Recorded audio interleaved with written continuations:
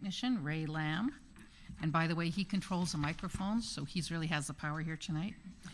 And I'd also like to thank Hélène Rivet, who is our wonderful timer. And you can see times are posted here too, and there won't be any warnings on the time, but you'll be able to see how we're doing in terms of time.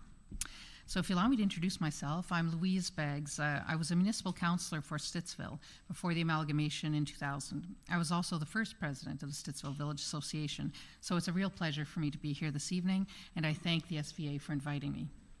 Now, this meeting will be in two parts, and the first part, well, is from 6:20 or 6:25 to 7 p.m. It is for the school board trustee candidates. The second part of the meeting will be from 7:15 to 9:15 and will be for the position of municipal councillor. Since there are two French schools now in Stittsville, the SVA had initially thought of having a bilingual meeting this evening, for which we were prepared. But we haven't had any French candidates attending, so I will ask your permission to simply proceed in English this evening. So the purpose of this meeting is to have a respectful discussion with your potential representatives. My role is to make sure we have an open and peaceful discussion that is fair and respectful to all. So the common sense rules will apply. I'll simply go over them. I will ask you please not to speak over each other. One speaker at all times through the moderator, myself. No heckling or noises while a person is speaking. If I find a behavior disruptive, I will give one warning. And if you don't heed my first warning, I'll ask you to leave the meeting. You're also asked to please respect the timelines, but they will be clearly indicated for you as well. And there are timelines around asking questions, and I'll review those as we come to the question period. The basic format for both parts of our meeting tonight will be an opening statement by each candidate, followed by a question period from you, the public, and then a closing statement. Questions can be directed to one or to several candidates, in this case, one or either of the candidates or both, and they both have a chance to answer the one question. But there will be no rebuttals this evening, so you have one answer to one question, and then the question, we simply move on to the next question. And also, I'm going to ask that the people here do not repeat the same question to a candidate. If it hasn't been asked to one candidate, it could be asked that same question to the other candidate, but only once does a candidate reply to one question. So now we will proceed with the portion of the evening around the school board trustees. I will invite you to present your opening statements. Opening statements will last 2 minutes and 30 seconds. And they are to be presented by school board, but at present we only have one school board at the table here, and this is the Ottawa-Carleton District School Board. And they will present in alphabetical order. So it will be John Fleming presenting first, followed by Lynn Scott. The other two French school boards simply aren't present here this evening. And the Ottawa Catholic School Board is present here today in the form of our reporter, John Curry, who has already won the election by acclaim. So congratulations, John. We're very proud of John. So I will invite you now to present your opening statements. And we'll begin with John. You have 2 minutes and 30 seconds. Thank you, Louise, and thanks to you, Tanya, and your volunteer partners with the Stittsville Village Association for hosting us this evening on an evening where I'm sure most people's thoughts in the room are somewhere other than municipal politics with the weather we had over the weekend and the suffering that a lot of people in our communities are facing. But thanks for everyone for coming out. My name is John Fleming. I'm a candidate for the Ottawa-Carleton District School Board in Zone 1.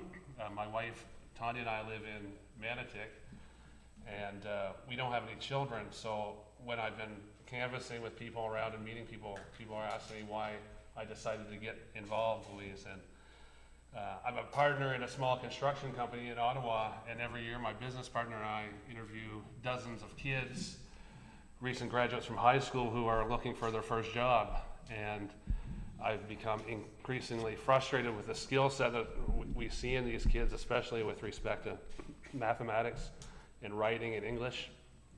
And so it was out of a somewhat, mood of frustration that I registered to be a candidate in the election this fall. So I've sort of been advocating 5 points when I'm talking with people that I think are important that we should address in the next term of the trustees' work.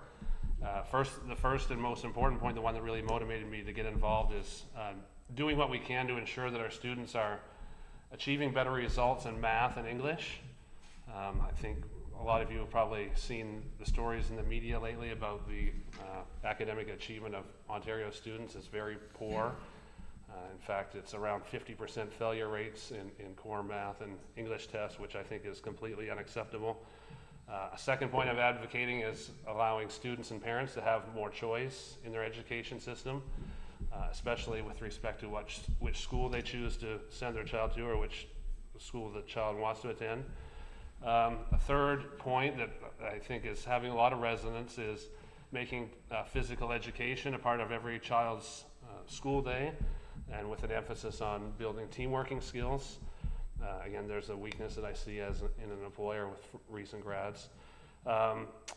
Another really important thing is I think we need to be advocating for is enhancing access to technical and vocational programs for kids in high school, and doing that in partnership with local businesses and nonprofit associations and farmers. Thank you very much, John. Thank you.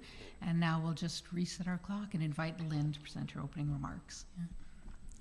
First, a big thank you to the Village Association for hosting this meeting. It has been a very challenging weekend, and certainly my first preoccupation for the last 48 hours has been dealing with the tragedy suffered by a number of our families in the West Carleton and Nepean areas as a result of the tornadoes.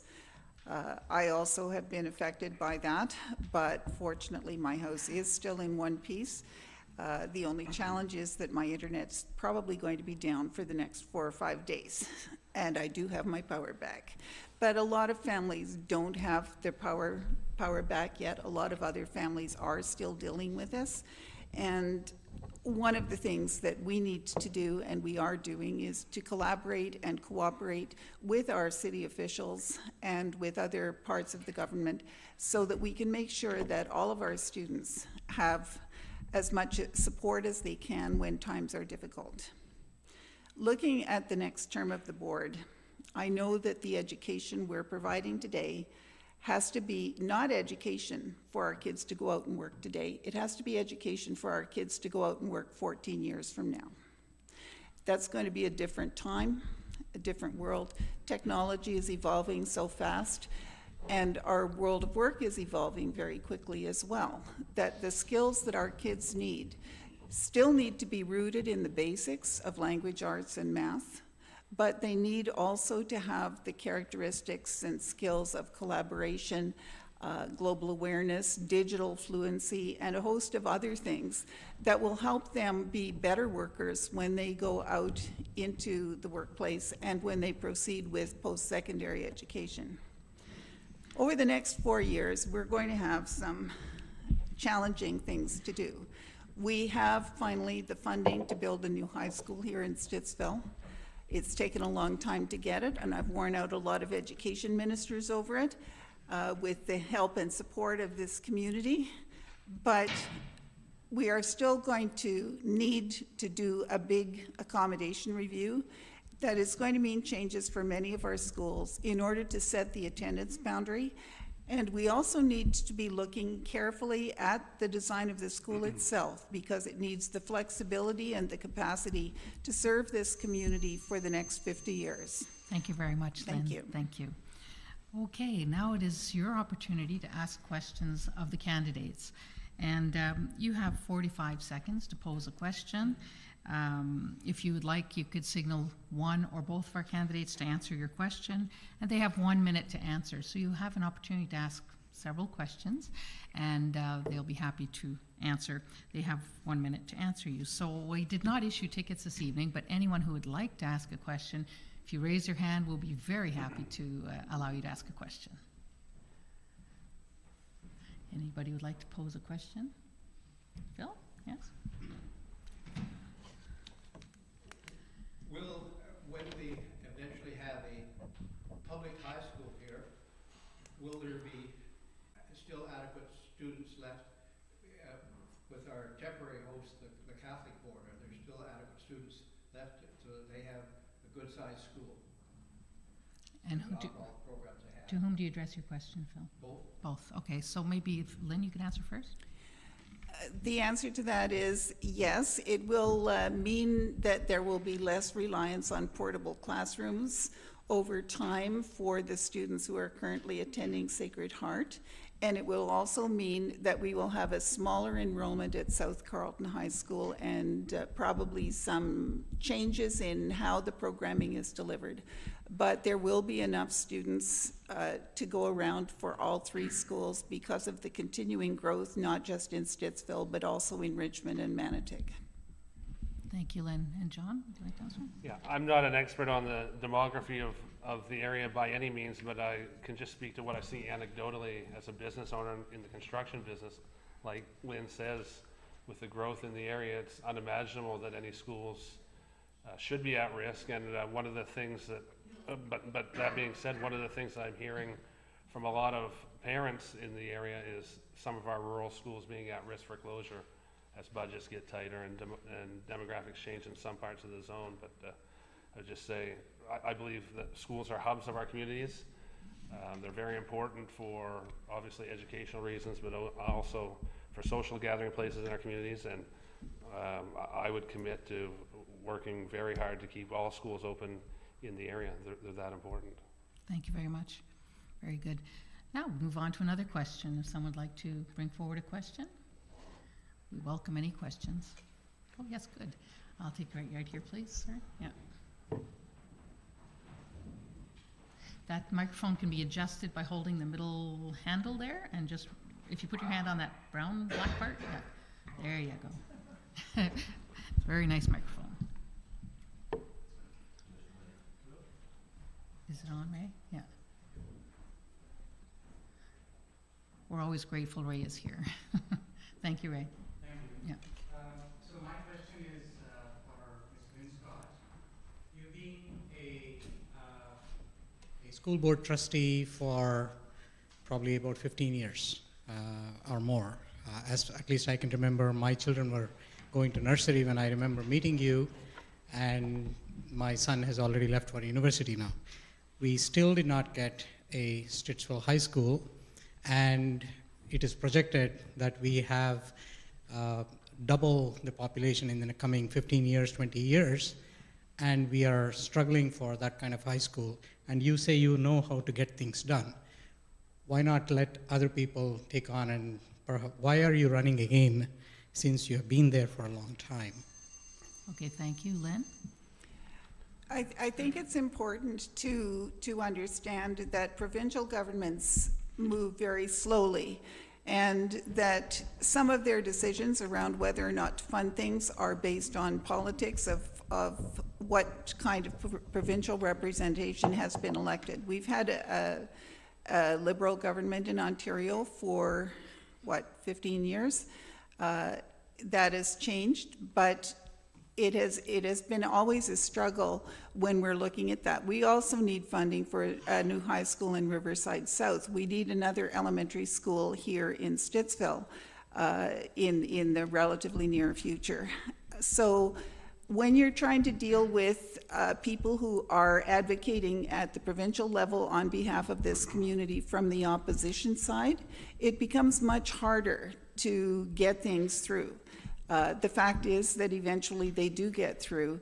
One thing we've asked for is that the province should actually come up with a multi-year plan for funding new school construction. Thank you very much, Lynn.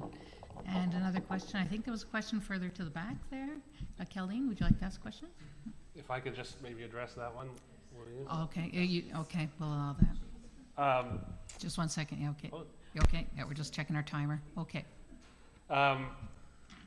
You're right, sir.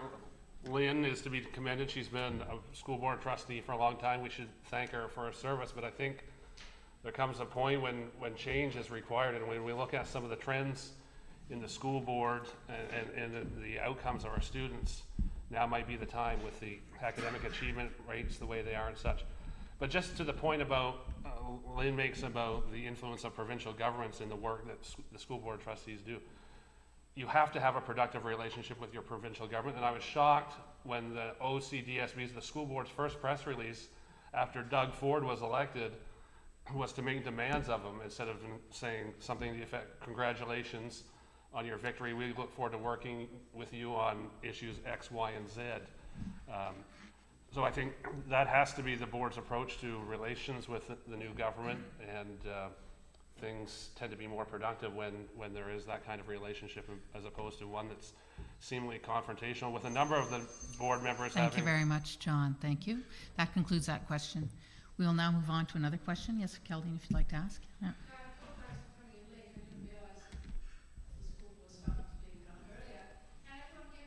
Yes. Thank you. As we drive around the localities, we see brand new schools, with 8 or 10 corridors, which strikes me as being ridiculous planning. I understand it's something to do with money, as is the fact that we've lived in Stittsville now not quite 40 years, and there is still no high school. What can be done to change that kind of circumstance so that when schools are built, they're big enough, and so that, and such that when developers are given permission to squeeze in hundreds of houses more than they should in the area, they contribute to the cost. Thank you. And to whom are you asking this question? To which candidate, Keldine? Oh, I'd like to hear from the experienced and the Okay, so we'll, new, both of them. very good. We'll begin with John then. Well, again, you're right, with the growth in the area, the notion that we can have schools that are already overcrowded is inconceivable, and it speaks to board planning and the focus of the board. And when you read things like school board members spending $51,000 to defend themselves in lawsuits as opposed to working to develop a long-term plan for the school board and the concerns of our students, then it sort of makes you wonder a little less hard about how things like this are happening. I think there's a need for change on the school board. I think a lot of people have served it well for a long time, but I think all you have to do is to look at the outcomes of student achievement to understand that change is needed. Thank you. And Lynn? The school board does have a long-term plan. We have undertaken a district needs analysis so that we actually have as much data as possible on future development and changes in our communities.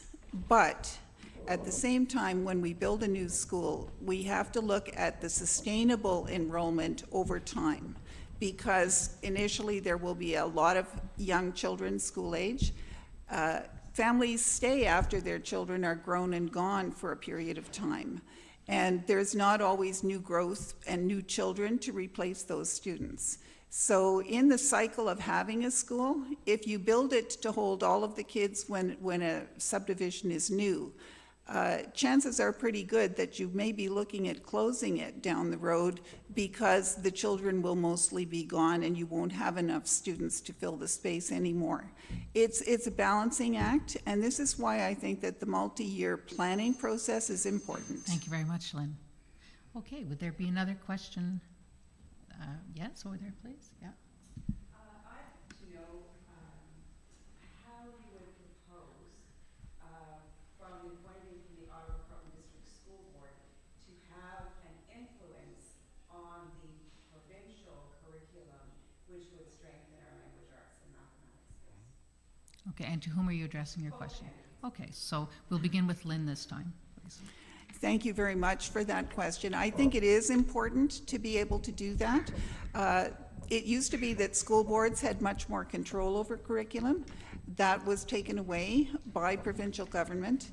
And I've already met with both MPPs, both of our new MPPs, Ms. Gamari and Dr. Fullerton, to discuss some of these issues and ways that we can, in fact, provide input on what is needed to the provincial government when they make these changes, especially in math, because the current math curriculum is not working.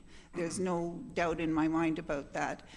Language arts is running somewhat better, but there's still changes that need to be made, and we will speak up whenever we can. Thank you, Lynn. And John? I think to answer your question, ma'am, I think the answer is quite simple, and I think it's one we can all understand. Understanding that the board doesn't have a direct role in developing the curriculum, but I think this idea of having sound relationships personal and political with the folks at Queen's Park who make the decisions and who inform the decisions is critical. And I think it's something, it's an area where there's probably some need for improvement with the board. I've got connections with folks who are in the new Conservative government and with other people who are engaged in the community, but I think the most important thing we can do is ensure that more people are speaking up, and as to not allow a few people on the fringe on any side of an issue control the debate on that. And I think so civic engagement continues to be important. I think trustees have an important role to play in making sure that they're hearing their constituents and giving that information back. Lynn mentioned the notion of a needs analysis by folks down at the school board. Thank you very much, John. Thank you. Okay, yes, you have a question? My name is Daniel. I've been a resident of Cisco almost all of my life. I'm now 25 years old. When I was 8 years old, I brought home a note from school to my parents to sign that said we would soon be getting a high school in Stittsville. Now that I'm 25 and almost done my second university degree, there is yet to be ground broken on this high school. And so my question for both candidates is, at what point is it the failure of the trustee and not the blame of the provincial governments over the course of those 16 to 17 years for the failure of this high school to be built until now? Okay, thank you very much. So we'll begin with John then. I think there comes a point in time where, you know, accountability everybody bears some accountability. And Lynn has a record on the school board. She has to defend it. It's not solely her failing, of course. I mean, there are other folks at the table, but certainly as a trustee, as your representative who's being elected by the people, you have accountability and you have to own that. And if you're failing, that's a judgment for the voters to make. Okay, thank you. Lynn? The first thing that we did was establish that there was a clear need for a high school in Stittsville. It has been on our capital priorities list submitted by the board every year since 2006. We finally had the announcement this year. That, from my point of view, is primarily a failure on the part of the provincial government. We have advocated, this community has joined me in advocating, our city councillors have advocated with me for this school. And still our provincial government did not hear what was being said to them by the local representatives at the province and in the school board and in the city generally. I don't know that you can point the finger at any one place. The fact that the funding was not forthcoming sooner, I think, is a real shame, but I think the shame belongs to the province on that. Thank you. Yes. Given that there are only two candidates, maybe we could extend the answer time just slightly. Okay, we'd like to give a minute and a half. So could we adjust that to a minute and a half, timekeeper? Thank you very much. Okay, we still have time for some questions. Would you like to ask a question? Yeah.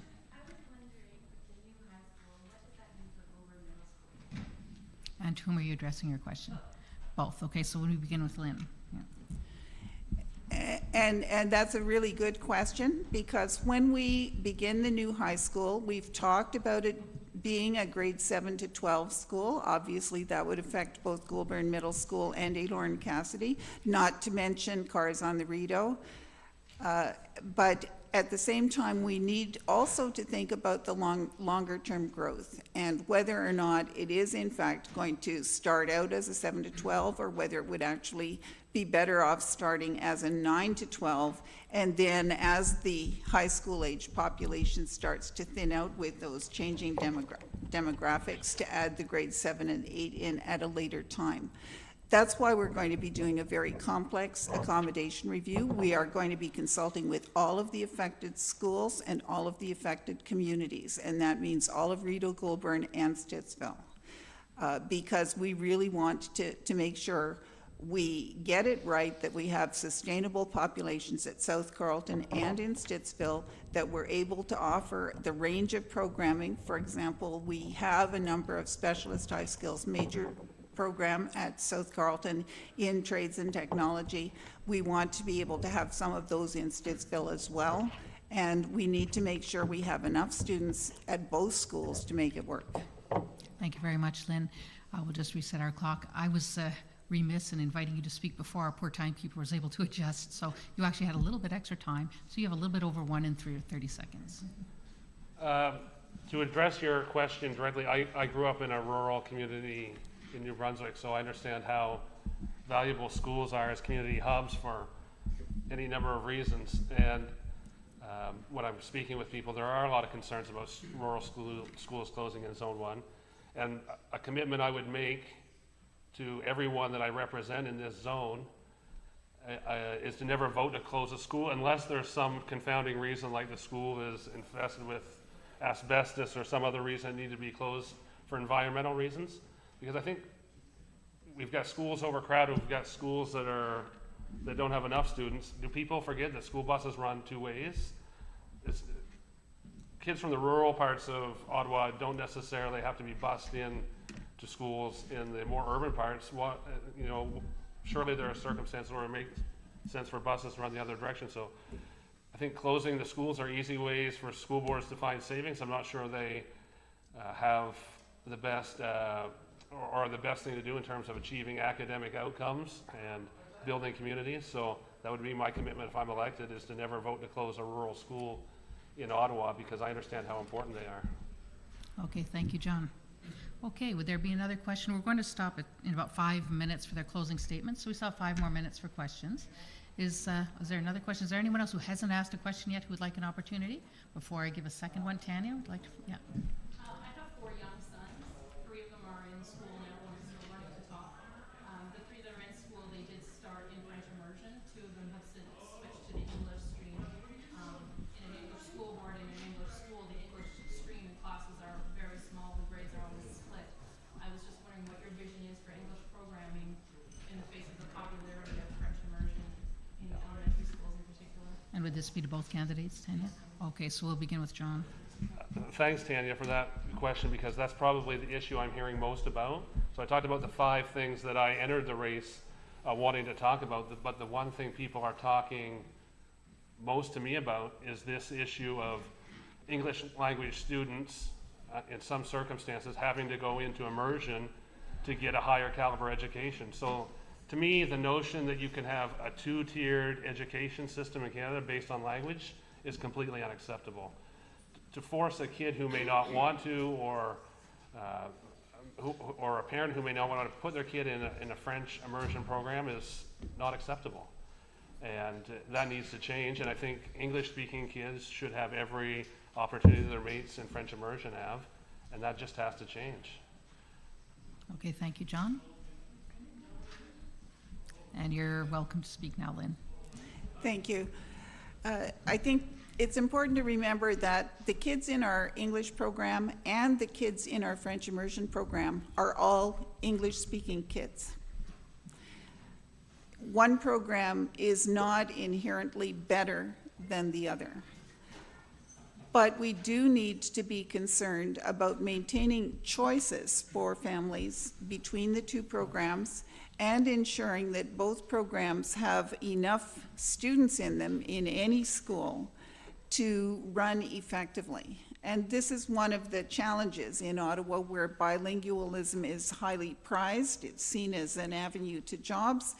That we do have many families choosing French immersion for their children, and to the point where it's now 3/4 of our grade 1 students are in early French immersion programs. That doesn't leave a lot of children left over to be in the English program in some of our schools, and I really think this is a pressing problem that this board needs to address, because we can't, it's a disservice to our English program kids when they are in split grades all the time and have, because of that, fewer opportunities to experience different teachers and different classmates.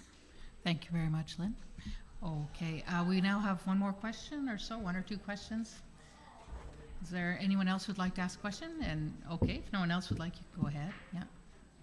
I'm curious to know how and how you would influence the board as to teachers who may have been reported on the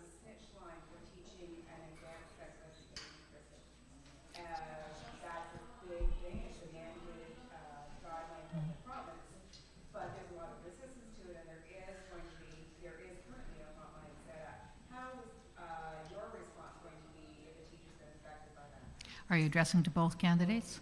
Okay, so we'll begin with Lynn then. At this point in time, there are already mechanisms for dealing with issues around whether or not teachers are doing their job properly. The College of Teachers has had a capacity to hear parent complaints for a long time, but the first thing that happens for us is within the school. The parent who has a concern about what the teacher is doing speaks to the teacher, speaks to the principal, speaks to the trustee and the superintendent, and we will do what we can to fix the situation as quickly as we possibly can.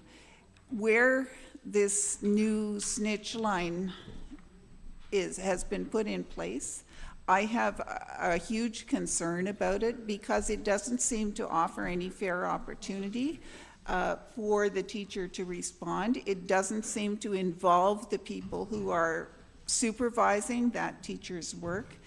I think it was the wrong thing for the provincial government to do, and should any of our teachers be experiencing difficulty, I would certainly want to provide what support I could to ensuring that they had in fact a fair hearing. Thank you very much, Lynn. And just one moment, please. I would just start by saying the whole, in my view, the whole sex ed discussion has become so politicized on both sides. I'm not sure how rational decisions get made going forward, but I think you have to take the provincial government seriously when they say they're going to have a consultation with Ontarians about the curriculum. And again, I think it's important for people on the fringes, but also in the middle, to engage in that. Now, I do share Lynn's concern about the snitch line, because it doesn't seem like there's that mechanism for fairness there, a chance for the teacher to rebut. But again, I think that's why it's important to elect a trustee who's going to be accessible to the community and can voice those concerns and have a reasonable dialogue with the teachers, with the folks running the bureaucracy in the school board, and with the broader community. Okay, thank you very much, John. I don't think we have time for another question now, so I'd like to invite our candidates to present their closing statements. They again have 2 minutes and 30 seconds, and the first one to speak will be Lynn Scott.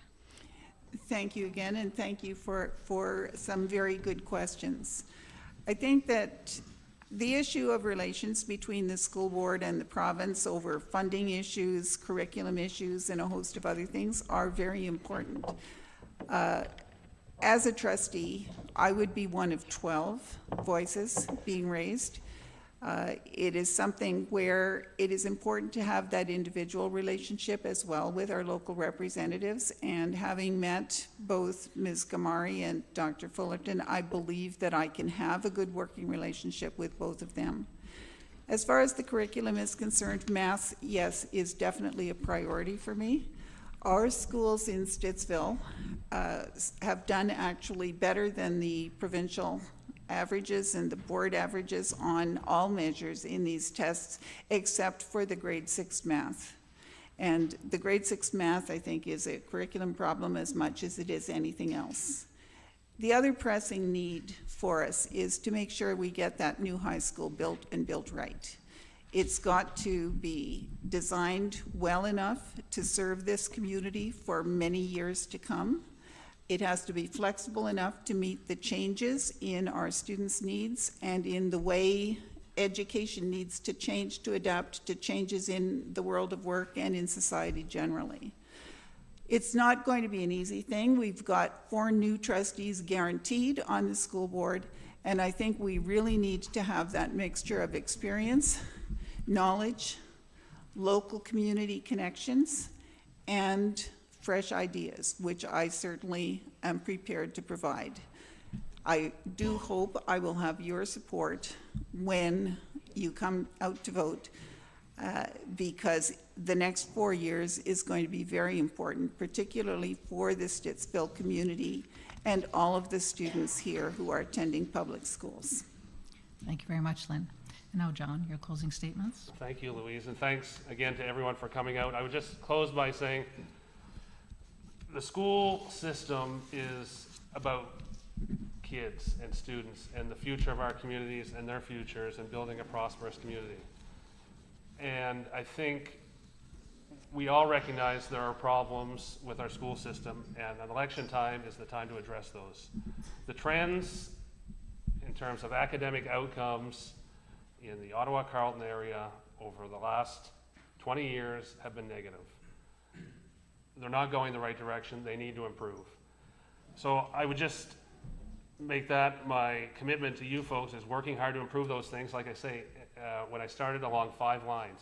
That's ensuring parents and students have choice, that we double down on ensuring our kids can do math and read and write English, that physical education is a part of their school day every day, and that they're getting skills to work better as teams, that they have access to technical and vocational training, and that we work with our provincial government. This is far too important to let it slide further.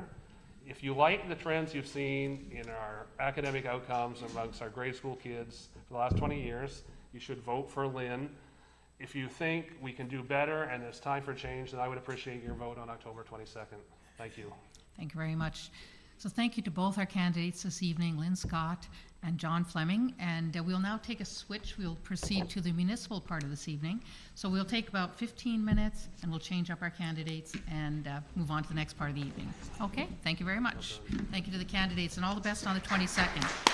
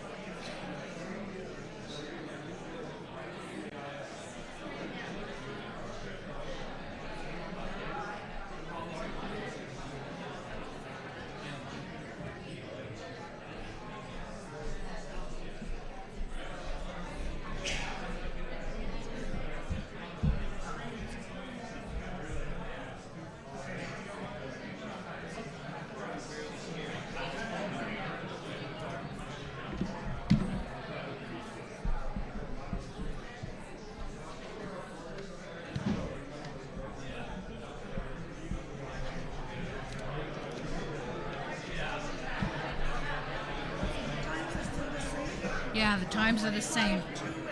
Yeah, yeah. And, I mean, we have